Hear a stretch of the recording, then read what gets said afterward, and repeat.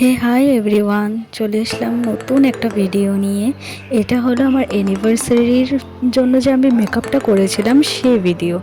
অ্যানিভার্সারিতে আমি অনেক দিন থেকে ভাবছিলাম আমি নিজে সাজবো, যেটা আমার অনেক দিনের স্বপ্ন ছিল। নিজের বিয়েতে নিজে সেজেছিলাম, অ্যানিভার্সারিতেও আমি ঠিক নিজের মতো করে সাজবো। তো ঠিক সেভাবে আমি রেডি হতে শুরু হলাম। জানি না কেমন কি হয়েছে না হয়েছে, কিন্তু সবাই বলেছিল ভালো হয়েছে আমার মেকআপটা। তো তোমরাও লাস্ট অবধি দেখো, দেখে জানিও। তো দেখো, আমি ফার্স্টে আমার ফেসটাকে ক্লিন করে আমি টোনার, ময়শ্চারাইজার, তারপর প্রাইমার অ্যাপ্লাই করে আমি আইব্রোটা ড্র করছি। তারপর আমি এখানে আইশ্যাডো লাগাচ্ছি। আইশ্যাডোটা খুবই সিম্পল দিয়েছি। আই মেকআপটা খুব সিম্পল করেছিলাম, কারণ আমার শাড়িটা ছিল ব্লু কালারের, আর তার সঙ্গে যদি আমি বোল্ড আই মেকআপ করতাম আমার তেমন একটা মানাতো না, তাই স্মোকি আই মেকআপ করেছিলাম, যেটাতে আমার শাড়ির সঙ্গে ম্যাচ করেছিল। তারপর এখানে হালকা করে ফাউন্ডেশন দিয়েছিলাম। আর দেখো, মেকআপের মাঝখানে ভাই এসেছিলো আমাকে জানাতে যাতে আমার মেকআপটা খারাপ হয়ে যায়।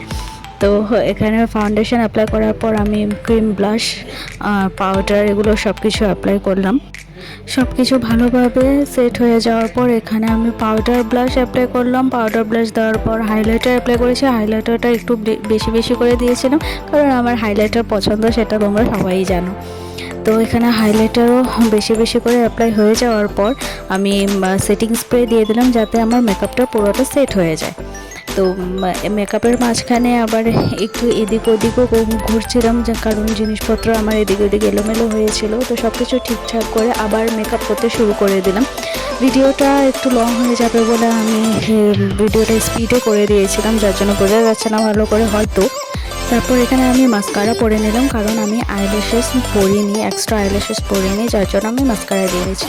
আর এখানে হালকা করে লিপস্টিকটা পরেছিলাম নিউড কালারের। এই লিপস্টিকটা না আমার ফেভারিট লিপস্টিক, দুটো মিক্স ম্যাচ করেছিলাম। আর এটাই ছিল আমার ফাইনাল লুক।